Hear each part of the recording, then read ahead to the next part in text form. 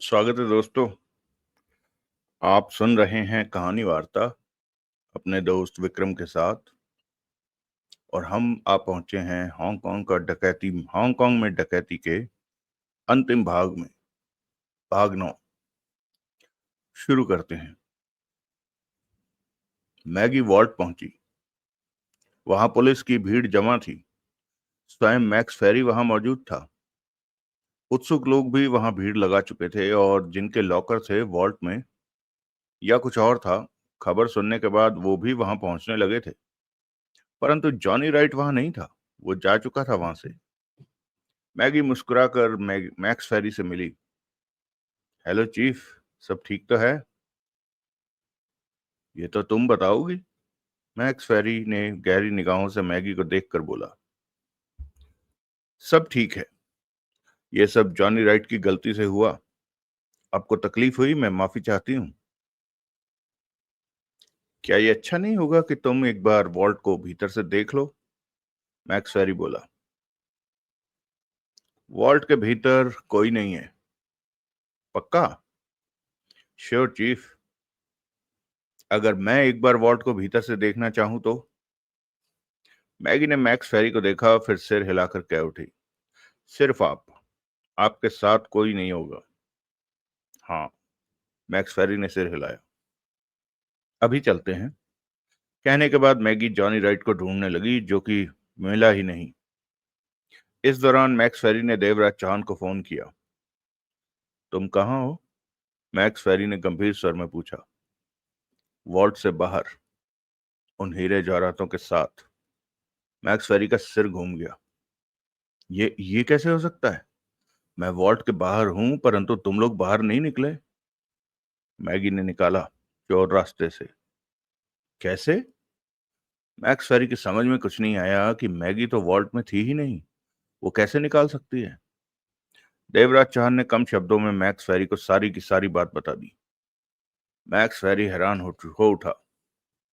तभी मैगी पास आकर बोली। चलिए चीफ, वॉल्ट के भीतर चलते हैं। मैक्स फेरी ने फोन बंद किया और खुद को सामान्य करने की चेष्टा में बोला। मिस मैगी, अगर आप कहती हैं कि वॉल्ट में सब ठीक है, तो फिर मेरे भीतर जाने की क्या जरूरत है? पुलिस को यह सुनना बहुत पसंद आता है कि सब ठीक है। यहाँ पुलिस की जरूरत ही नहीं है। अगला दृश्य। उस दिन शाम को देवराज चौहान और जगमोहन एक तयशुदा जगह पर विनय बरूटा से मिले। तब शाम के 5:30 बज रहे थे। सूर्य पश्चिम की तरफ झुका सुनहरी किरणें छोड़ रहा था। मिलने की जगह ऐसी सुनसान सड़क थी जहां बहुत कम ट्रैफिक होता था। विनय बरूटा वहां पहले से ही एक वैन के साथ मौजूद था। देवराज चौहान और जगमोहन उसी सफेद वैन पर वहां पहुंचे थे, जिसे सूजन कारपेट लेकर वॉल्ट के पीछे वाली गली में आई थी। परंतु इस वक्त वो दोनों ही वैन में थे और वो तीनों सूटकेस पीछे की जगह में मौजूद थे। देवराज चौहान और जगमोहन बाहर निकले। कार के साथ टेक लगाए खड़ा विनय बरूटा उनके पास आता कह उठा। तुम लोगों ने तो कमाल कर दिया। आज वॉल्ट में जो हलचल हुई उसे देखने के लिए मैं भी वहां मौजूद था। मुझे ज्यादा तो समझ में नहीं आया कि वॉल्ट में क्या हो रहा है, लेकिन इतना ही समझ में आया कि तुम लोग वॉल्ट में फंस गए हो। और तब मैं बहुत हैरान हुआ जब तुम्हारा फोन आया कि वो हीरे जवाहरात तुम हासिल कर चुके हो। खुश तो तुम बहुत हुए होगे ये सुनकर, जगमोहन ने तीखे स्वर में कहा। क्यों नहीं होऊंगा? बरूटा मुस्कुराया। मेरा माल मुझे वापस मिल रहा है। तुम्हारा माल कि जैम डिमोरा का माल? मेरा माल। मैंने वो विक्की पावड़े और रघु से हासिल किया था, जैम डिमोरा से नहीं। कुछ भी कहो, कमीने तो तुम हो ही। ऐसे शुभ मौकों पर बुरी बातें क्यों करते हो? बरूटा ने उसकी वैन में झांका, सूटकेसों को देखा। वही सूटकेस। तुम लोगों ने इन्हें खोलकर देखा कि नहीं? देवराज चांद ने सिगरेट सुलगा ली। नहीं देखा, पर हमारी गारंटी है कि ये तीनों सूटकेस हीरे जवाहरातों से भरे पड़े हैं, जगमोहन बोला। तुम गलत तो कहने से रहे, फिर भी मैं एक को खोलकर देख लूं? देख लो। बरूटा फौरन वैन के भीतर प्रवेश कर गया। कश लेते देवराज चांद की निगाह पीछे, काफी दूर पीछे सड़क के किनारे एक वैन पर पड़ी। उस वैन के बाहर कोई नहीं दिख रहा था। जगमोहन ने भी उस वैन को देखा और गहरी सांस लेकर रह गया। 10 मिनट बाद विनय बरूटा बाहर वैन से बाहर निकलता कह उठा, देवराज चौहान, तुम बात के धनी हो, अपना वादा पूरा करते हो। सुना था, परंतु आज देख भी लिया। शुक्रिया, थैंक यू, मेहरबानी। अब जरा सूटकेसों को हाथ लगाकर मेरी वैन में रखवा दो, ये जरूरत से ज्यादा भारी हैं। तो ये पक्का है कि तुम इनकी डिलीवरी हांगकांग में ही लोगे? देवराज चौहान ने पूछा। हांगकांग में क्या हर्ज है? चाहो तो डिलीवरी इंडिया में, मुंबई में भी दे सकता हूं मैं। चाहो तो डिलीवरी इंडिया में, हांगकांग में, मुंबई में भी दे सकता हूं मैं। देवराज चौहान ने बरूटा को देखा। मेरा मानना है कि दौलत जब भी मिले ले लेनी चाहिए, कल का भरोसा नहीं करना चाहिए। बरूटा ने दांत दिखाए। इन हीरे जवाहरातों को पाने के लिए इंस्पेक्टर वानखेड़े और डायमंड वॉल्ट का जासूस सुधीर कावले हांगकांग में मौजूद हैं। इसलिए कह रहा हूं कि डिलीवरी चाहो तो मुंबई में ले लो। उन दोनों की मुझे कोई चिंता नहीं। मैंने आज रात ही इंडिया निकल जाना है हीरे जवाहरातों के साथ। अब देर मत करो, सूटकेसों को मेरी वैन में पहुंचा दो। विनय बरूटा अपनी वैन का पिछला दरवाजा खोलता कह उठा। उसके बाद बरूटा और जगमोहन ने मिलकर तीनों सूटकेस बरूटा की वैन में पहुंचा दिए। बरूटा ने वैन का पिछला दरवाजा बंद किया और मुस्कुराकर बोला, ठीक है देवराज चौहान भाई, चलता हूं। कभी मेरी जरूरत पड़े तो फोन करना। ये जैम डिमोरा का शहर है, जगमोहन ने कहा, और तुमने जैम डिमोरा को धोखा दिया है। जैम डिमोरा का वहम है जो ऐसा सोचता है। मैंने उसे कोई धोखा नहीं दिया। मेरी जिम्मेवारी खत्म होती है यहाँ पर। वानखेड़े और सुधीर कावले से बचकर रहना, देवराज चौहान ने कहा और वैन में जा बैठा। वो तुम्हारे पीछे भी हो सकते हैं। जगमोहन ने वैन में जगमोहन भी वैन में जा बैठा। पीछे? बरूटा ने बड़बड़ाते हुए पीछे देखा। देवराज चौहान ने वैन आगे बढ़ा दी। माल बहुत ज्यादा है, जगमोहन ने ऊंचे स्वर में कहा। क्या तुम्हें हजम हो जाएगा? बरूटा वैन को जाते देखता रहा, फिर मोबाइल निकालकर किसी को फोन किया। बात हुई। टोनी, बरूटा ने कहा, आज रात इंडिया जाना है। हाँ, समंदर के रास्ते। बोट तैयार है तो बढ़िया बात है। फिर तो मैं अभी उसी जगह पर पहुंच जाता हूँ। रात 11 बजे चल पड़ेंगे। डिनर तेरे साथ 2 पैक भी ले लेंगे। इसके साथ ही विनय बरूटा ने फोन बंद किया और ड्राइविंग सीट पर बैठकर वैन स्टार्ट की और आगे बढ़ा दी। तभी पीछे खड़ी वैन अपनी जगह से हिली और काफी फासला रखे बरूटा की वैन का पीछा करने लगी। उस वैन में सूजन कारपेट, सुधीर कावले और इंस्पेक्टर वानखेड़े मौजूद थे। अगला दृश्य। 15 मिनट बाद ही देवराज चौहान और जगमोहन शहर की भीड़भाड़ वाले इलाके में पहुंचे और एक मॉल की पार्किंग में वैन रोककर देवराज चौहान ने फोन किया। हेलो। गिरीश सोनी की आवाज कानों में पड़ी। कहाँ हो? देवराज चौहान ने पूछा। पार्किंग में। हम भी पार्किंग में हैं, 5वीं लेन में खड़ी सफेद वैन में हैं। आ जाओ, कहकर देवराज चौहान ने फोन बंद किया। 10 मिनट बाद गिरीश सोनी उनकी वैन के पास आ गया। ये लो। देवराज चौहान ने जगमोहन के पैरों के पास रखा लेदर का बैग उठाकर उसे दिया। इसी बैग के बारे में तुमने कहा था ना? मैंने इसे खोलकर नहीं देखा है। गिरीश सोनी ने कांपते हाथों से बैग को थामा और उसे लिए नीचे बैठ गया। उसके चेहरे पर ढेर सारी बेचैनी नजर आ रही थी। 2 मिनट में उसने बैग चेक किया और खड़ा होकर खुशी से कांपते स्वर में बोला, हाँ हाँ, यही बैग था। उसके शब्द लड़खड़ा रहे थे। इसी में वो सारा सामान है जिसके दम पर जैम डिमोरा मुझे ब्लैकमेल कर रहा था। मेरी गर्दन जैम डिमोरा के हाथ में फंसी पड़ी थी। देवराज चौहान ने मुस्कुराकर गिरीश सोनी को देखा। तुमने वो कर दिखाया देवराज चौहान, जिसके बारे में मैं भरोसा नहीं कर पा रहा हूं। तुम तुम। मैं समझ नहीं पा रहा हूं कि मैं तुम्हें क्या कहूं, तुम्हारे लिए क्या करूं। तुमने तो मुझे खरीद ही। तुम पहले ही बहुत कर चुके हो मेरे लिए, देवराज चौहान ने कहा। तुमने डायमंड वॉल्ट डकैती में मेरी सहायता की। अगर तुम मयंक खौरे को रोकने में कामयाब ना होते तो मैं उस डकैती में सफल नहीं हो पाता। वो तो मामूली सा काम था, परंतु वो काम तुम्हारे लिए मामूली था, ये काम मेरे लिए मामूली रहा। मैं तो वहां हीरे जवाहरात लेने गया था, तो तुम्हारा बैग भी लेता आया। इसके लिए मुझे जरा भी ज्यादा मेहनत नहीं करनी पड़ी। देवराज चौहान को देखते गिरीश सोनी की आंखें गीली हो गई। मर्दवानी यार, जगमोहन बोला। तू तो प्राइवेट जासूस है, जासूस कभी रोते हैं? बरबस ही गिरीश सोनी के होंठों पर मुस्कान उभर आई। बैग के सामान को नष्ट कर देना, देवराज चौहान ने कहकर वैन स्टार्ट की।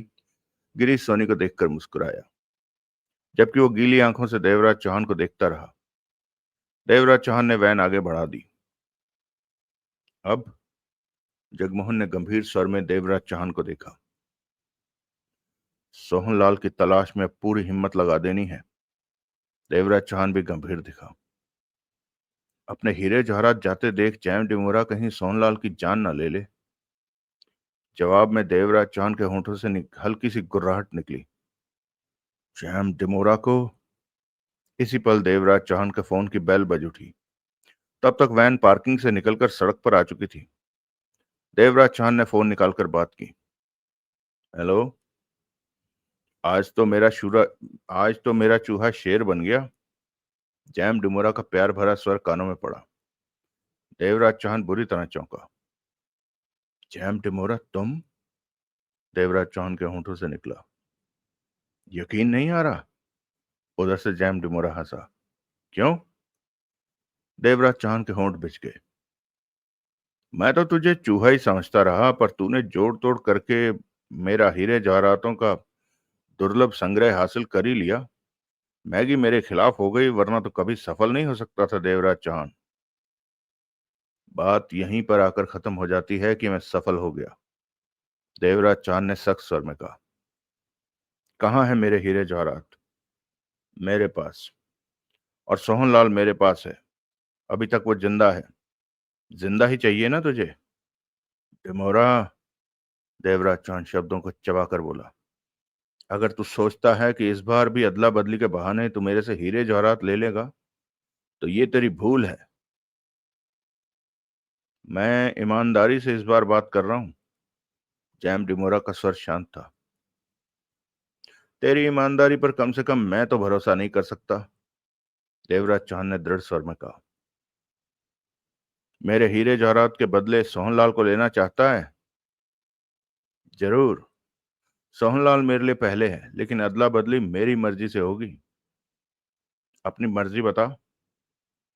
सोहनलाल मेरे पास पहुंच गया तो उसके 2 घंटे बाद तेरे को हीरे जवाहरात मिलेंगे। 2 घंटे? कुछ पल ठहर कर जैम डिमोरा की आवाज आई। 2 घंटे ज्यादा हैं, आधा घंटा बीच में रख। 2 घंटे, देवराज चौहान ने दृढ़ता भरे स्वर में कहा। मंजूर हो तो फोन करना, नहीं तो नहीं। देवराज चौहान ने कहा और फोन बंद करके गोद में रखा और शांत सा सड़क पर ट्रैफिक के बीच वैन चलाता रहा। जगमोहन की आंखें सिकुड़ चुकी थी। जैम डिमोरा हीरे जवाहरातों की सोहनलाल के साथ अदला बदली करना चाहता है? जगमोहन बोला। हाँ, लेकिन हमारे पास हीरे जवाहरात तो हैं ही नहीं। वो तो बरूटा को। ये बात तुम जानते हो, बरूटा जानता है, मैं जानता हूं, परंतु जैम डिमोरा नहीं जानता। देवराज चौहान के चेहरे पर खतरनाक मुस्कान नाच उठी। जैम डिमोरा ने हमें बुरी तरह धोखा दिया था। ये सौदा मुंबई में तब हो जाता जब हम डायमंड वॉल्ट से हीरे जवाहरात लेकर बाहर निकले थे।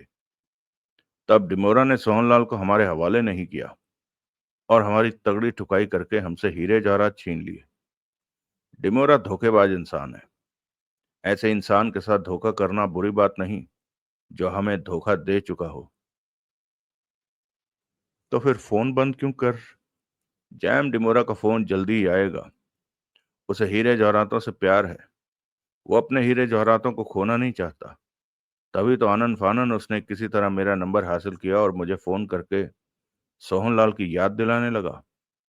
पर इस बार मेरी चलेगी, जैम डिमोरा की नहीं। ये बात वो भी जानता। इसी पल देवराज चौहान की गोद में पड़ा फोन बज उठा। आ गया? जगमोहन के होठों से निकला। एक हाथ से स्टेयरिंग संभाले देवराज चौहान ने दूसरे हाथ से फोन थामा और बात की। बोल डिमोरा। तू जिद करता है देवराज चौहान। सोहनलाल को कहां भेज रहा है? देवराज चौहान ने शांत स्वर में कहा। जहां तू कहे भिजवा देता हूं, लेकिन तेरी तरफ से बेईमानी नहीं होनी चाहिए। पहले किसने बेईमानी की? तूने की डिमोरा, मैं तो। वो बात भूल जा। मैं सोहनलाल को छोड़ रहा हूं। उसे मेरा आदमी टैक्सी में बिठा देगा। टैक्सी कहां पहुंचे ये बता दे। जैम डिमोरा के स्वर में किसी तरह का भाव नहीं था। चार्ली रोड पर मॉल है एक। देवराज चौहान ने सोच भरे स्वर में कहा। हाँ। उस मॉल के बाहर खड़ा सोहनलाल मुझे मिलना चाहिए। मिलेगा। 1 घंटे बाद तेरे को सोहनलाल वहीं पर मिलेगा। तेरा कोई आदमी वहां नहीं होना चाहिए। मेरा पीछा नहीं होना चाहिए। ऐसी कोई भी बात हुई तो सौदा कैंसिल। देवराज चौहान ने शब्दों को चबाकर कहा। इस वक्त मैं बहुत ईमानदारी से तेरे साथ बात कर रहा हूं, क्योंकि मुझे अपने हीरे जवाहरातों का संग्रह चाहिए। तो नहीं जानता कि उन्हें इकट्ठे करने में मेरी पूरी जिंदगी लग गई। दुनिया के किस किस कोने में नहीं गया मैं उन्हें पाने के लिए। वो मुझे 10 सोहनलाल से भी प्यारे हैं। मेरी तरफ से कोई चालाकी नहीं होगी। जैम डिमोरा का विश्वास दिलाने वाला स्वर देवराज चौहान के कानों में पड़ा। 1 घंटे बाद चार्ली रोड के मॉल के बाहर सोहनलाल को ले लेना। जब सोहनलाल मुझे मिलेगा तो उसके 2 घंटे बाद तुझे वो हीरे जवाहरात मिल जाएंगे। देवराज चौहान ने शांत स्वर में कहा और फोन बंद करके गोद में रख लिया। वो सच में सोहनलाल को दे देगा? जगमोहन होंठ भींचे बेचैनी से कह उठा। मेरे ख्याल में तो जरूर देगा। वो हर कीमत पर अपने हीरे जवाहरातों का संग्रह वापस पाना चाहता है, जो कि उसे मिलने वाला नहीं है। जगमोहन के हाव भाव में व्याकुलता भर आई थी। अगला दृश्य। देवराज चौहान और जगमोहन 50 मिनट में चार्ली रोड के मॉल के सामने पहुंच गए। देवराज चौहान को चार्ली रोड का मॉल इसलिए याद आया कि यहां से वो कई बार निकला था। इसलिए जैम डिमोरा को यहीं के बारे में कह दिया। चार्ली रोड हमेशा ही ट्रैफिक से व्यस्त रहती थी, परंतु जाम कभी नहीं लगता था। ट्रैफिक चलता रहता था। देवराज चौहान ने वैन मॉल के सामने रोकी तो 5 मिनट बाद ही ट्रैफिक का पुलिसमैन उनके पास आ गया और नो पार्किंग का चालान उन्हें थमाकर वहां से चला गया। देवराज चौहान और जगमोहन की निगाह आगे पीछे जा रही थी। जैम डिमोरा ने कहा 1 घंटा पूरा हो गया। जैम डिमोरा का कहा 1 घंटा पूरा हो गया था, लेकिन सोहनलाल अभी तक वहां दिखा नहीं था। 1 घंटा पूरा हो गया। कहीं डिमोरा ने अपना इरादा तो नहीं बदल दिया? जगमोहन ने चिंता भरे स्वर में कहा। वो इरादा नहीं बदलेगा, क्योंकि उसे हीरे जवाहरात चाहिए। ऐसा ना होता तो वो मुझे फोन नहीं करता। देवराज चौहान के चेहरे पर गंभीरता थी। नजरें आगे पीछे जा रही थी। तभी वैन के 20 कदम पीछे पीले रंग की एक टैक्सी रुकती दिखी। दोनों की निगाह उस टैक्सी पर जा टिकी। इसमें सोहनलाल हो सकता है, देवराज चौहान ने कहा। आधे मिनट बाद टैक्सी का पीछे का दरवाजा खुला और सोहनलाल बाहर निकला।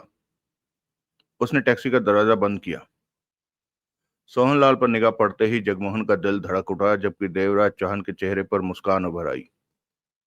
टैक्सी आगे बढ़ गई और सड़क पर जाते ट्रैफिक का हिस्सा बन गई। देवराज चौहान की नजर टैक्सी पर तब तक रही जब तक कि वो नजरों से ओझल न हो गई। तब तक जगमोहन बाहर निकलकर सोहनलाल को अपनी मौजूदगी का एहसास दिला चुका था। सोहनलाल फौरन पास आया और पीछे का दरवाजा खोलकर सीट पर आ बैठा। दरवाजा बंद करते ही देवराज चौहान ने वैन को आगे बढ़ा दिया। ठीक है तू? जगमोहन ने राहत भरे स्वर में पूछा। मैं तो मरने के दिन का इंतजार कर रहा था। सोहनलाल थके स्वर में बोला। क्या हुआ? डिमोरा ने कैसे छोड़ा मुझे? जगमोहन बताने लगा तो देवराज चौहान ने कहा, बातें मत करो। आगे पीछे ध्यान रखो कि जैम डिमोरा के लोग हम पर नजर तो नहीं रख रहे। देवराज चौहान वैन को सड़कों पर दौड़ाता रहा। सोहनलाल सीट की पुष्ट से सिर टिका चुका था। जगमोहन पैनी निगाहों से वैन के आसपास के वाहनों को चेक कर रहा था। 15 मिनट बाद गोद में रखा देवराज चौहान का फोन बज उठा। हेलो। देवराज चौहान ने बात की। सोहनलाल मिल गया? जैम डिमोरा की आवाज कानों में पड़ी। हाँ। तुमने कहा था कि सोहनलाल के मिलने के 2 घंटे के बाद तुम मेरे हीरे जवाहरात लौटा दोगे। अभी तो मैं ये जानने की कोशिश कर रहा हूं कि तुम्हारे कितने लोग मुझ पर नजर रख रहे हैं। देवराज चौहान बोला। एक भी नहीं। तुम्हारा भरोसा करना मैंने तभी छोड़ दिया था जब तुमने मुझे धोखा दिया। वो बातें भूल जाओ, मैं ईमानदारी से चल रहा हूं इस वक्त। मैं तुम्हारी ईमानदारी को ही चेक कर रहा हूं। कर लो, मैं तुम्हें फिर फोन करूंगा। जैम डिमोरा ने उधर से कहा और फोन बंद कर दिया। देवराज चौहान वैन को सड़कों पर दौड़ाता रहा। जगमोहन की नजरें वैन के आसपास निकलते ट्रैफिक पर थी।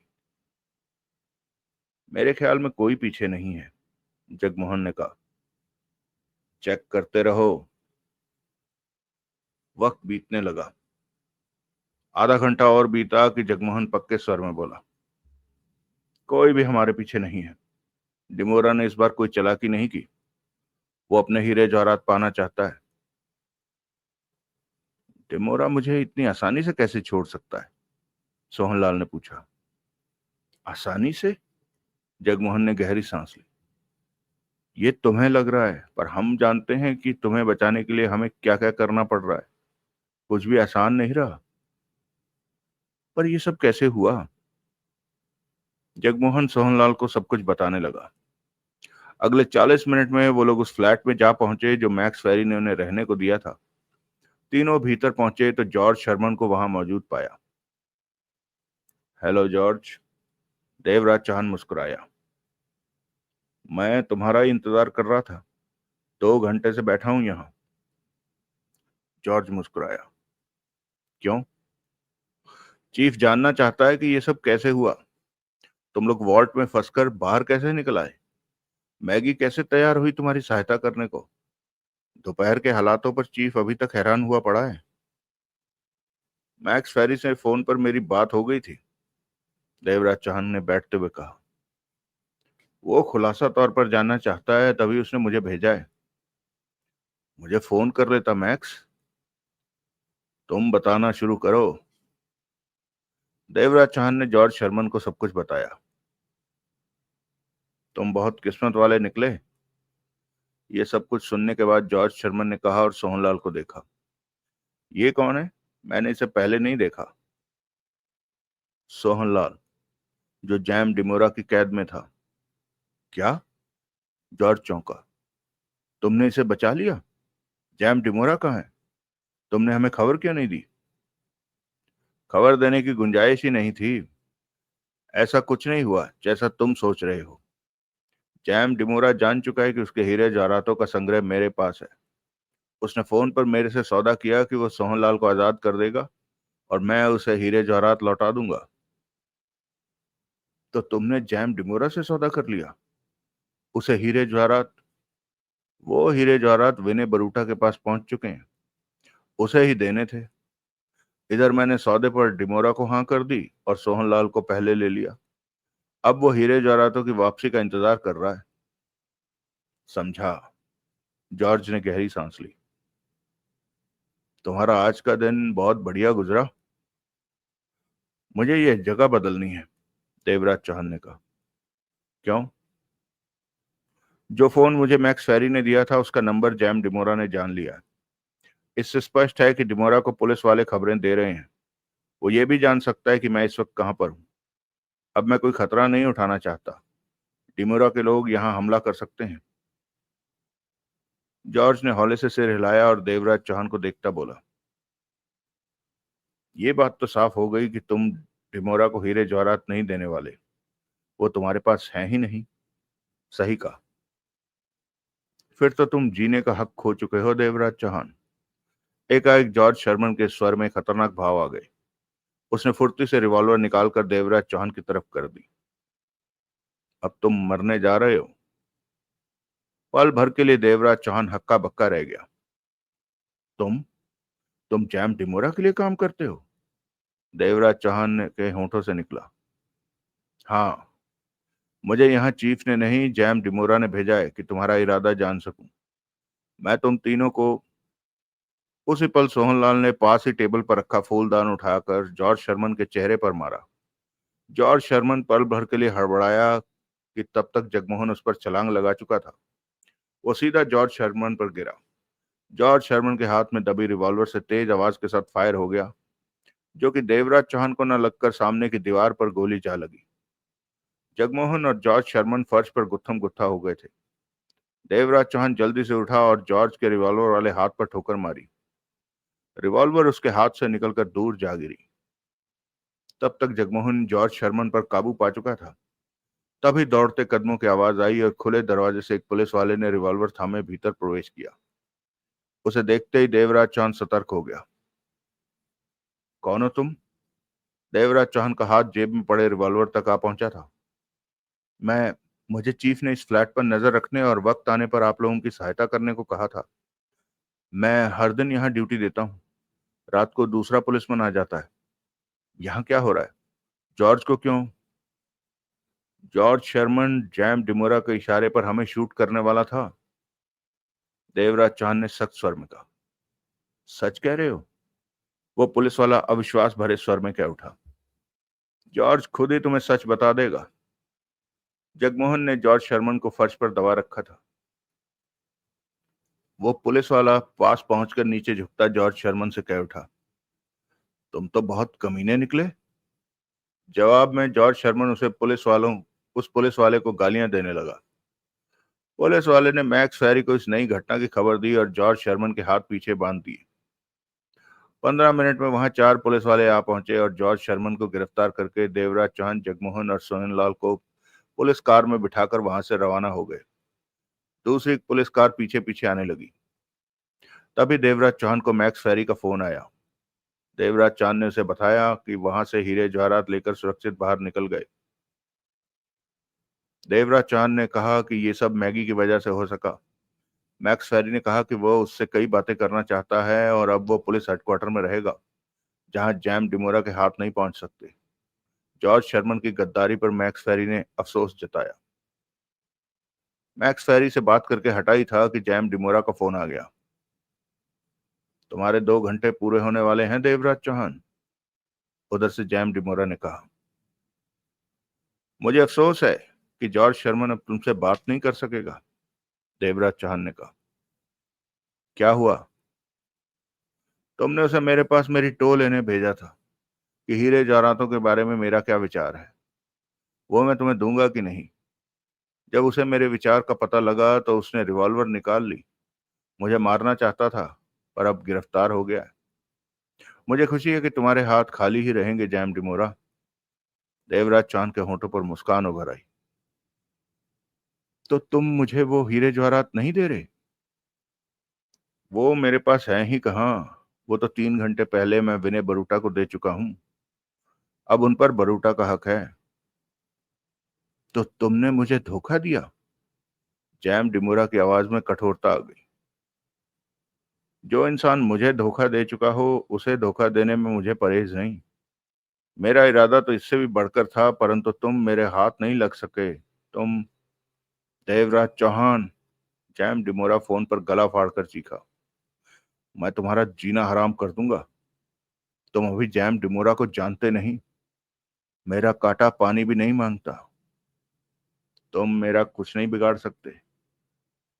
मैं तुम्हारी जड़ें तक हिला दूंगा देवराज चौहान। जैम डिमोरा उसी प्रकार चीख रहा था। मुझे उन बेशकीमती हीरे जवाहरातों से बहुत प्यार है। उन्हें पाने के लिए मैं सैकड़ों की जान ले सकता हूँ। फिर मिलेंगे जैम डिमोरा, और जरूर मिलेंगे। जिस प्रकार तुम मुझे नहीं भूल सकते, उसी प्रकार मैं भी तुम्हें नहीं भूल सकता, क्योंकि तुम अभी जिंदा हो। जब तक चूहे। जैम डिमोरा दूसरी तरफ से चीख रहा था। मैं तुझे बुरी मौत। देवराज चांद ने फोन बंद कर दिया। चेहरे पर खतरनाक भाव नाच रहे थे। अगला दृश्य। शाम के 8:30 बज रहे थे। विनय बरूटा एक कॉटेज में मौजूद था और बहुत खुश था कि उसे 2000 करोड़ की कीमत वाले दुर्लभ हीरे जवाहरात वापस मिल गए हैं। वो दिल से देवराज चौहान का शुक्रगुजार था। अक्सर उसे लगता रहता अक्सर उसे लगता रहा था कि शायद देवराज चौहान को कामयाबी ना मिल सके हीरे जवाहरात वापस हासिल करने में। परंतु देवराज चौहान कामयाब रहा था। इस वक्त वो छोटी सी कॉटेज में कुर्सी पर बैठा, हाथों में थामे विस्की के गिलास से छोटे छोटे घूंट भर रहा था। तीनों सूटकेस उसके पांव के पास पड़े थे। 11 बजे तक उसने बोट पर समंदर के रास्ते इंडिया चल देना था। दो आदमी बोट वाले उसे इंडिया पहुंचाने जा रहे थे, जो कि उसे पहले से ही जानते थे। वातावरण में नमकीन पानी की महक बता रही थी कि समंदर बेहद करीब है। 5 मिनट पहले ही बोट वाले दोनों आदमी मोटर बोट तक गए थे। यह समंदर के किनारे पर बनी कॉटेज थी। आसपास और भी कॉटेजें थी। किसी किसी कॉटेज में लोग मौजूद थे। एक कॉटेज में लड़के लड़कियां पार्टी कर रहे थे, जिनकी आवाजें यदा कदा बरूटा के कानों तक पड़ रही थी। गिलास थामे बरूटा उठा और खिड़की पर आ खड़ा हुआ। समंदर की नमकीन हवा चेहरे से आ टकराई। मौसम बहुत अच्छा लग रहा था। 500-700 कदमों की दूरी पर समंदर नजर आ रहा था। जबकि बरूटा इस वक्त ये सोच रहा था कि इन बेशकीमती हीरे जवाहरातों को इंडिया में रखना कहाँ है। वो जानता था हीरे जवाहरात हाथ से निकल जाने पर जैम डिमोरा पागल हो रहा होगा और इन्हें वो हासिल करने का पूरा प्रयत्न करेगा। ऐसे में रखने के लिए उसे ऐसी सुरक्षित जगह चाहिए थी जहां डिमोरा के हाथ ना पहुंच सके। इस बात की बरूटा को कोई चिंता नहीं थी। उसके पास कई सुरक्षित जगह थी मुंबई में जहां डिमोरा के हाथ नहीं पहुंच। तभी विनय बरूटा की सोचें रुकी। उसे लगा कॉटेज में किसी ने प्रवेश किया। इतनी जल्दी आ गए पीटर, कहते हुए बरूटा पलटा कि सख्ते के हालत में खड़ा का खड़ा ही रह गया। उसके केबिन में आ चुके वानखेड़े, सुधीर कावले और सूजन कारपेट को देखा। उनके हाथों में रिवॉल्वरें थी। बरूटा की आंखें फैली रही। बुत सा बन गया था वो कि तभी दरवाजे से पीटर मैसन, लुइस और रॉबर्ट ने भीतर प्रवेश किया। विनय बरूटा का चेहरा फक पड़ गया। उसने सूखे होठों पर जीभ फेरी। मिस्टर विनय बरूटा, पीटर मैसन ने अपना कार्ड निकालकर उसे दिखाते कह उठा, हम हांगकांग पुलिस के जासूस हैं और आपको इन हीरे जवाहरातों के साथ गिरफ्तार कर रहे हैं। विनय बरूटा के पास कहने को कोई शब्द नहीं थे। एकाएक उसके मस्तिष्क को तीव्र झटका लगा कि ये क्या हो गया। वो तो हीरे जवाहरातों के साथ हांगकांग छोड़ने को था ही। विश्वास नहीं आ रहा, वानखेड़े ने तीखे स्वर में कहा। फंस गए। बरूटा इंकार में सिर हिलाकर रह गया। मुंह से कोई बोल न फूटा। मैं वॉल्ट में पहुंचाने के लिए, सुधीर कावले गंभीर स्वर में कह उठा, डायमंड वॉल्ट में इन हीरे जवाहरातों को पहुंचाने के लिए इन्हें ले जा रहा हूं। कावले ने सूटकेसों की तरफ इशारा किया। इंस्पेक्टर वानखेड़े भी अपने फर्ज को पूरा करना चाहते हैं कि डकैती में गया माल बरामद करके इसे वापस ठिकाने पर पहुंचाएं। वॉल्ट में ये तीनों सूटकेस तुम्हारे केबिन में मौजूद थे और इन्हें वहां वापस रखा जाएगा। इस इसका मतलब इन्हें मैं डायमंड वॉल्ट से हासिल कर सकूंगा? बरूटा के होंठों से निकला। क्यों नहीं, वो केबिन तुम्हारा है। तुम कभी भी वहां आकर इन सूटकेसों को ले जा सकते हो। तुम क्या हो या इन सूटकेसों में क्या है, इससे वॉल्ट को कोई मतलब नहीं। लेकिन वानखेड़े साहब, बरूटा ने वानखेड़े को देखा।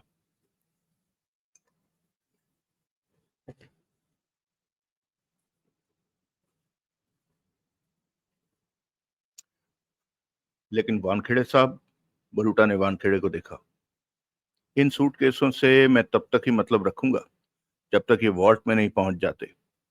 वानखेड़े ने गंभीर स्वर में कहा, लेकिन तुम कानून से नहीं बच सकते। बहुत जल्दी कानून तुम्हें पकड़ लेगा। विनय बरूटा सूखे होठों पर जीभ फेर कर रह गया। साथ में हांगकांग पुलिस के जासूस थे। बरूटा हांगकांग की पुलिस से दूर रहना चाहता था, पर इतनी तसल्ली थी कि सूटकेसों को वॉल्ट से हासिल कर सकता है।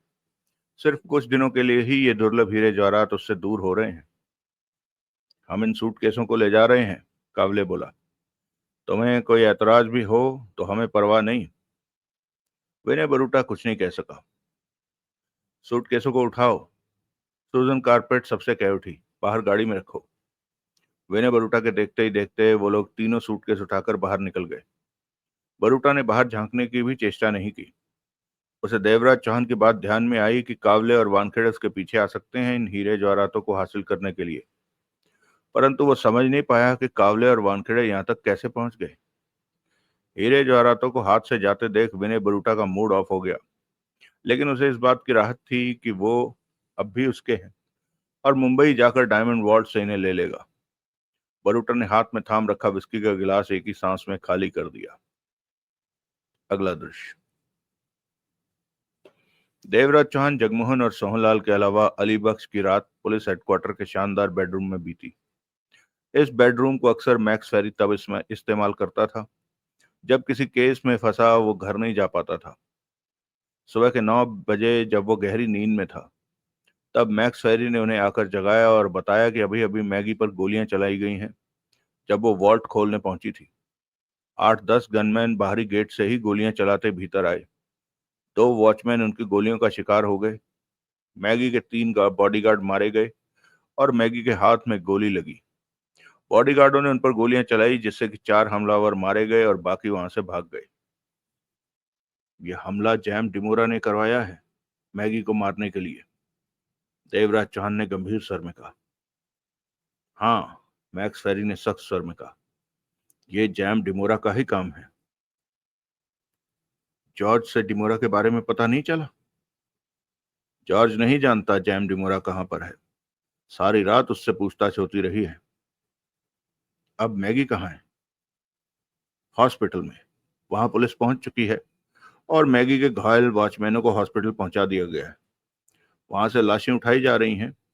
जब तक जैम डिमोरा जिंदा है मुझे चैन नहीं मिलेगा। मैक्स फेरी के दांत भिज गए। मुझे अफसोस है कि मैं तुम्हारे लिए कुछ नहीं कर सका, देवराज चौहान ने कहा। मेरे हाथों से जैम डिमोरा बच नहीं सकता। वो जल्दी पकड़ा या मारा जाएगा। तुम्हें बता दूं कि रात को सुधीर कावले और इंस्पेक्टर वानखेड़े ने विनय बरूटा से वो हीरे जवाहरात हासिल कर लिए हैं। आराम से या उनके बीच कोई झगड़ा हुआ? आराम से। विनय बरूटा को बता दिया गया है कि मुंबई जाकर डायमंड वॉल्ट से इन्हें ले सकता है। मैं मैगी से मिलना चाहता हूं, देवराज चौहान ने सोच भरे स्वर में कहा। जब तैयार हो जाओ तो बता देना। पुलिस कार तुम्हें उस हॉस्पिटल ले जाएगी जहां मैगी है, कहकर मैक्स फेरी वहां से बाहर निकल गया। टिमोरा मैगी को जिंदा नहीं छोड़ेगा, जगमोहन कह उठा। ये चिंता मुझे भी है। मैगी हमारे बहुत काम आई है। देवराज चौहान के चेहरे पर गंभीरता थी। अगला दृश्य।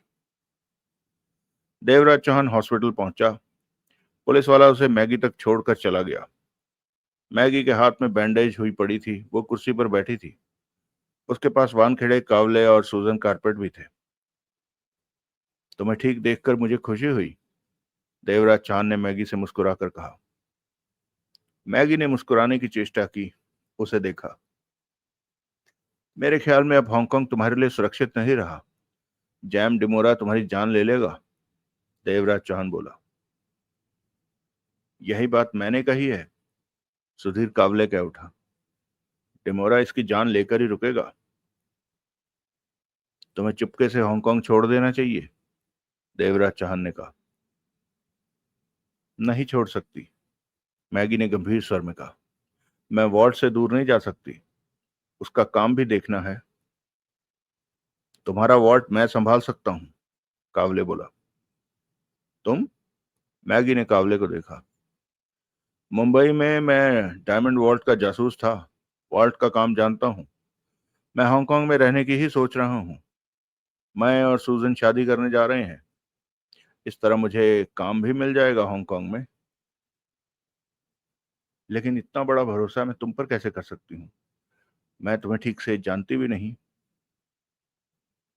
सूजन की बात मानोगी मैगी? सूजन कारपेट ने गंभीर स्वर में कहा। सुधीर कावले का भरोसा कर लो। मैं भी इसके साथ तुम्हारे वॉल्ट का काम देखूंगी। हम तुम्हारे वॉल्ट का बहुत ध्यान रखेंगे। तुम यहां रही तो डिमोरा तुम्हें मार देगा। तुम कावले पर भरोसा कर सकती हो, देवराज चौहान बोला। ये एक जिम्मेवार और शरीफ इंसान है।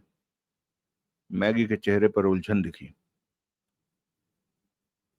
तुम इनके साथ चुपके से मुंबई निकल जाओ। वहां मेरा फ्लैट खाली है। आराम से वहां रहो, कावले ने कहा। ये लोग वहां पर तुम्हारा पूरा ध्यान रखेंगे, क्योंकि तुम सबके काम आई हो। देवराज चौहान के काम, मेरे काम, इंस्पेक्टर वानखेड़े के काम, हम सब तुम्हारी वजह से ही तो सफल हुए हैं। हमारे कारण तुमने डिमोरा से दुश्मनी, तुम लोगों के कारण नहीं। मैगी का स्वर सख्त हो गया। अपने कारण मैंने जैम डिमोरा से दुश्मनी ली है। वो कमीना इंसान है। उसने जिंदगी भर मेरे साथ छल किया, मेरे माँ बाप की हत्या की। मुझे नफरत है उससे। कुछ भी कहो, वानखेड़े बोला। इस वक्त तुम्हारा हांगकांग में रहना ठीक नहीं। मुंबई में भी तुम्हें इस तरह आम इंसान की जिंदगी बितानी होगी कि जैम डिमोरा को तुम्हारी हवा न लग सके। मैगी कुछ लंबी खामोशी के बाद गंभीर स्वर में कह उठी। डिमोरा ने मुझे ऐसा धोखा दिया है कि अब किसी पर भी भरोसा करने का मन नहीं करता। किसी के हवाले वॉल्ट की चाबियां दे देना मेरे लिए बहुत बड़ी बात है।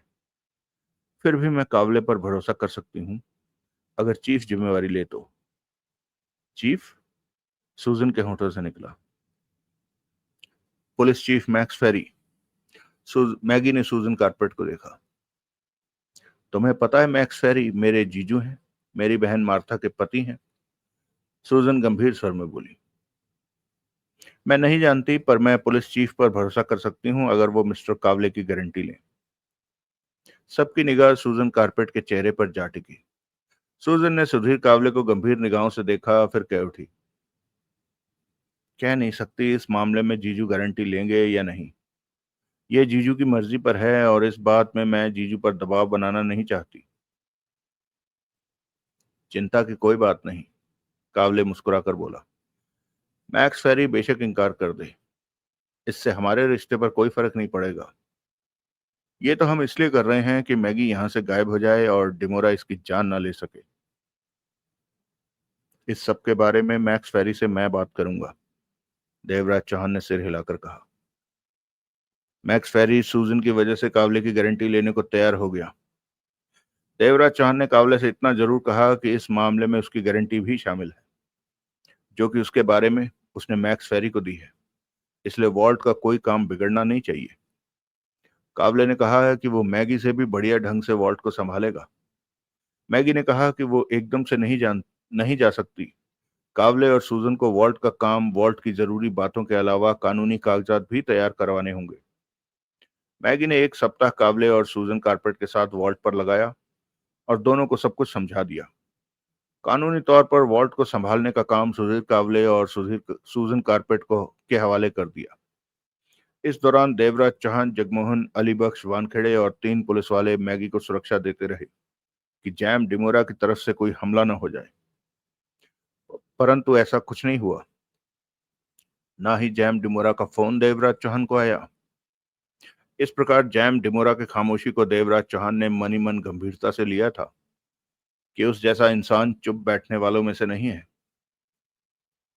8वें दिन सुधीर कावले ने चर्च में सूजन कारपेट से शादी कर ली। शादी में सब शामिल थे। कावले का भी इंडिया जाने का कोई इरादा नहीं था। वो वानखेड़े से कह चुका था कि हीरे जवाहरातों के तीनों सूटकेस इंडिया ले जाकर कानूनी कार्रवाई के बाद डायमंड वॉल्ट के हवाले कर दे। वो मैं खोरे से फोन पर बात कर लेगा। कावले से शादी करके सूजन बहुत खुश थी। कावले को तो वो कब का अपना हीरो मान चुकी थी। कावले ने अपने फ्लैट की चाबी वानखेड़े को दे दी कि अपने साथ मैगी को मुंबई ले जाए और उसे उसके फ्लैट में ठहरा दे। साथ ही उसका ध्यान रखने को कहा। यह बात उसने देवराज चौहान और जगमोहन से भी कही।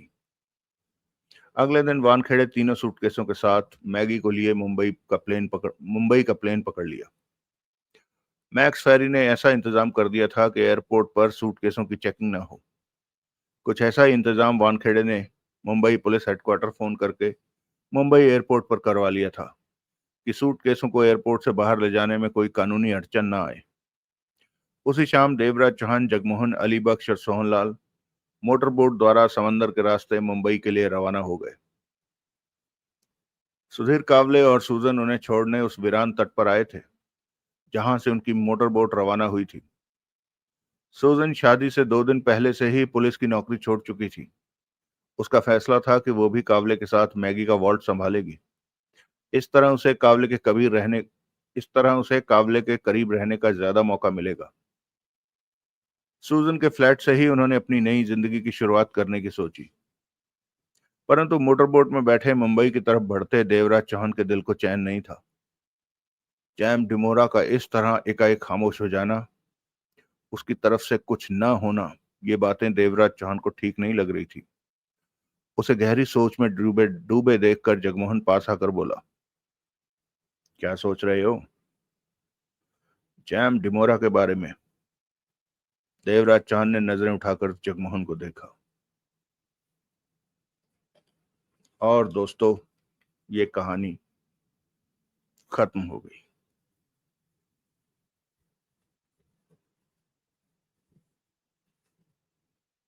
कैसी लगी आप लोगों को कहानी?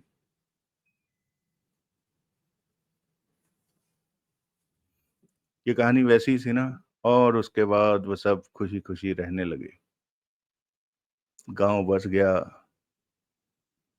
और सब लोग खुशी खुशी अपना जीवन व्यतीत करने लगे। खैर, अच्छी थी कहानी, और एंड ऐसा ना होता तो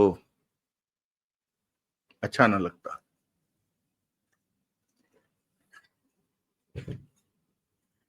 बाकी कुछ फिल्मी डायलॉग भी थे,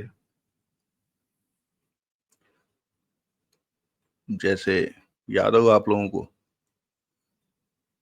पता नहीं याद होगा कि नहीं, मुझे तो याद है। डॉन फिल्म का गाना है ना, डॉन फिल्म का डायलॉग है ना, कामिनी ये तुम जानती हो कि ये रिवॉल्वर खाली है, ये मैं जानता हूं कि ये रिवॉल्वर खाली है, लेकिन पुलिस ये नहीं जानती कि ये रिवॉल्वर खाली है। डॉन, डॉन, डॉन। खैर, चलिए, उम्मीद है दोस्तों, 9वां भाग डिजर्व करता था। 9वें भाग के लिए 1 घंटे का इंतजार है ना। हालांकि 47 मिनट ही हुए हैं, तो मैं फटाफट आप लोगों के कमेंट का उत्तर दे दूं। वैसे आज यार क्या हो गया, आप लोगों ने कमेंट नहीं किए, मतलब हैं, 15 लोगों के कमेंट आए हैं। खैर, ठीक है, मर्जी आपकी, आखिर सर है आपका। ऐड आती थी ना। लाइक भी 32 लोगों ने किया है। लाइक भी नहीं करते आप लोग यार। लाइक तो कर दिया करो दोस्तों, इतना तो हक बनता है भाई का, कि नहीं? या फिर आप ये सब जो लिखते हो ये झूठी तारीफें हैं? चलो कोई नहीं, इच्छा है आपकी। सबसे पुराना कमेंट है, ओह, कानपुर वाले बाबा का। क्या कह रहे हैं? पार्ट 8 कहाँ है? नींद खराब हो गई, अब नहीं झेला जा रहा, क्या फायदा कि इंतजार करने में आदमी से सो भी ना पाए और पार्ट भी ना मिले।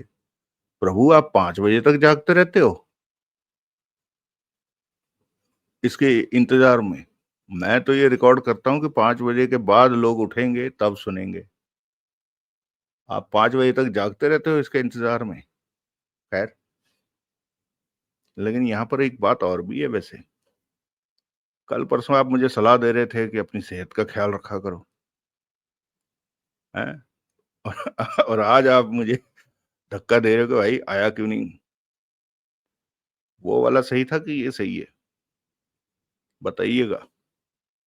खैर, धन्यवाद। अमित भाई का फिर से वही कमेंट है, many many thanks sir, thanks for the upload the novel. Baba ji का फिर कमेंट आया 1 घंटे बाद, विक्रम भाई राम राम, छाए हुए हो ऑडियो बुक की दुनिया में। क्या बात है प्रभु, क्या कर रहे हो? कभी गालियां दे रहे हो, कभी तारीफें कर रहे हो, पता नहीं चलता आपका है। मतलब उस वक्त नींद आई हुई थी, इस वक्त जाग गए। कोई बात नहीं। विक्रम भाई, आपका भाई अमित त्रिपाठी बाबा, लखनऊ। हाँ हाँ, तो लखनऊ वाले बाबा जी, मैं तभी तो कहता हूँ, रीमा भारती के चक्कर में मत पड़ना। मैं कहाँ पढ़ रहा हूँ भाई? नहीं तो चैनल अडल्ट हो जाएगा और आपको भी कोई याद आ जाएगा। नहीं भाई, मुझे कोई याद नहीं आने वाला, कोई नहीं। इस रास्ते जाते ही नहीं हम। खैर, सुनील कुमार जी कह रहे हैं good morning Vikram sir. Good morning ji. Avtar भाई कह रहे हैं विक्रम भाई नमस्कार, इस कहानी का सबसे बेहतरीन भाग ये था, कहानी सुनाने वाले के लिए धन्यवाद। हाँ, वो भी था, ये वाला भी था, ये मुझे अच्छा लगा। ये 40-45 मिनट का टुकड़ा, मुझे पता होता कि इतना अच्छा था तो मैं कल ही पढ़ देता। सोच आ रही थी मेरे दिमाग में, इसे तो कल साथ के साथ पढ़ा जाना चाहिए था। कल वाला भाग अच्छा था। खैर, अवतार भाई का एक और कमेंट है, विक्रम भाई नमस्कार, इंतजार का भी अपना ही एक मजा है। विमल और सुनील खाली वार नामक उपन्यास में एक साथ है। अच्छा, हाँ हाँ हाँ, मैंने वो याद सुना है, मुझे पता है, मैंने कहा ना। और एक साथ मतलब दो ही सीन है उनके, एक बारी पहले मिलने का और एक बारी जब वो विमल वापस आता है। That's it. खैर, कहानी तो वो विमल की है सारी की सारी, सुनील की कहानी नहीं है वो। और ऐसा भी कोई कोई सुनील की कहानी ऐसी कोई नहीं है जिसमें विमल उससे मिलने आया हो, या तो दोनों तरफ होता। पर ठीक है, जितना भी उन्होंने जोड़ना था अच्छा किया। धन्यवाद भाई। सुशील त्यागी भाई कह रहे हैं, हरिद्वार वाले, धन्यवाद भाई, आज की कहानी अच्छी है, थैंक यू। शैलेंद्र कक्कड़ जी कह रहे हैं विक्रम भाई नमस्कार, एक सजेशन मैं देना चाहूंगा, दीजिए। आपको जो अनिल मोहन का नॉवल यूट्यूब पर अपलोड है उसे फिर से अपना सुनाएं, जैसे जिन गुंडागर्दी रफ्तार इस टाइप की की नॉवल ऑलरेडी यू यूट्यूब पढ़ा है। हाँ तो प्रभु, हमने तो पहले डिसाइड कर लिया है, कोई एक कहानी बता दो जो पहले से पढ़ी थी, बाद में आ गई हो तो मैं गारंटी नहीं लेता। मेरे से पहले नहीं डाली होगी किसी ने। ये तो हमारा इसी इरादे से हम मैदान में उतरे हैं। खैर, आपने सजेशन दिया वैसे, ठीक है, आपका सजेशन सरांखों पर। मैं तो शुरुआत ही मैंने इसी कहानी से की थी कि जो पहले पढ़े हुए हैं उनका कोई वो नहीं, नई कहानियां पढ़ेंगे। खैर, धन्यवाद आपके कमेंट के लिए। शबीर भाई कह रहे हैं अनिल मोहन जी की नॉवल कानून का शिकंजा और जेल से फरार, खून का रिश्ता, गैंग वॉर, खतरनाक आदमी, जान के दुश्मन, डायनामाइट, कसाई, हैवान, ये नॉवल लिस्ट में ऐड कर लीजिए विक्रम भाई। कर लिए भाई जी, आप बहुत बढ़िया काम कर रहे हो, मालिक आपको खूब तरक्की दे, आप खुश और सेहतमंद रहें। धन्यवाद भाई जी, मालिक आपको भी खूब तरक्की दे, आप भी खूब खुश और सेहतमंद रहें, यही दुआ है। धन्यवाद आपके कमेंट के लिए। शैलेंद्र भाई फिर कह रहे हैं कारण कि मैं यहाँ पर कमेंट पर भेज नहीं पा रहा वह चीज आपको है। क्या भेजना चाह रहे हैं प्रभु आप? मैं यहाँ कमेंट्स पर भेज नहीं पा रहा वो चीज आपको, तो आप ईमेल कर दीजिए मुझे, मैंने बताया तो है, भारत से वार्तालाप @gmail.com। अमर सिद्धू जी का कमेंट है, विक्रम भाई काम मुश्किल था लेकिन हो गया। सोनलाल के बारे में देवराज ने नहीं पूछा मैगी से। नहीं, वो मैगी से मतलब ये देवराज चौहान को समझ में आ गया था ना कि जादूगर की जान तोते में है, तो तोता ले लो, जादूगर अपने आप फोन करेगा, और कर दिया उसने। तो उसने तोता उठा लिया था, मैगी ने तोता उठाने में मदद कर दी। खैर, अच्छा हुआ सोहनलाल बच गया, मुझे तो शक हो रहा था। खैर, आपके कमेंट के लिए धन्यवाद। पुरुषोत्तम दास गुप्ता जी कह रहे हैं विक्रम भाई नमस्कार, हम सभी श्रोताओं को जो देवराज चौहान के हार्दिक प्रशंसक हैं का मनोरंजन करने के लिए इतनी मेहनत और कष्ट उठा रहे हैं, इसके लिए दिल से धन्यवाद। मैंने अभी तक आपके द्वारा कहानी वार्ता पर सुनाई सभी रचनाएं सुनी और आपके अंदाजे बयां का फैन हो चुका हूँ। बहुत बहुत धन्यवाद भाई जी, बहुत खुशी हुई सुनकर। Very good narration, but oration should be speedier. SP Singh ji कह रहे हैं सर आप इसे 1.5 पे चला लिया करो। मैं तो थोड़ा स्ट्रेस और इंटोनेशन, और कल वो मेरी जो हंसी निकली थी वो इसीलिए निकली थी थोड़ा मैं भावनाओं के साथ पढ़ने में ज्यादा भरोसा रखता हूँ। खैर, धन्यवाद आपके कमेंट के लिए। शैलेश भाई का कमेंट आया है, विक्रम भाई पिछले 2 दिनों से कोई टिप्पणी ना करने के लिए क्षमा करे। अरे नहीं भाई, क्षमा की क्या बात है। मैं देवराज चांद सीरीज, बलि का बकरा और दिन दहाड़े लूट पढ़ने में व्यस्त था। क्या बात है। अनिल मोहन का बहुत अच्छा उपन्यास है, आशा है कल का भाग अंतिम होगा। पता नहीं सोहनलाल कहाँ है और देवराज चांद उसे कैसे ढूंढेगा। जैम डिमोरा ने मैगी के साथ बहुत बुरा किया। हाँ, ये तो है, लेकिन बुरे के साथ बुरा ही होता है फिर। चलो, तो हमने आज के कमेंट पूरे किए। मैंने कहा ना, ज्यादा कमेंट आए नहीं थे। कोई नहीं, जितने आए वही बहुत थे। धन्यवाद आप सबके कमेंट्स के लिए। तो मिलते हैं हम अब अगली कहानी में, जो कि हमारे पोस्ट के रिजल्ट के अनुसार होने जा रही है गुरु का गुरु। Time time time time time. ठीक है, तो अब हम अगली ये कहानी शुरू करेंगे, गुरु का गुरु। आप सब दोस्तों को बहुत बहुत धन्यवाद। कहानी वार्ता सुनते रहें और अपना प्यार इसी तरह अपने भाई पर बरसाते रहें। मैं जल्द से जल्दी अगली कहानी लाने की कोशिश करता हूँ। तब तक आप सब सुखी रहें, स्वस्थ रहें, खुश रहें। मिलते हैं नई कहानी के साथ। जय हिंद, वंदे मातरम।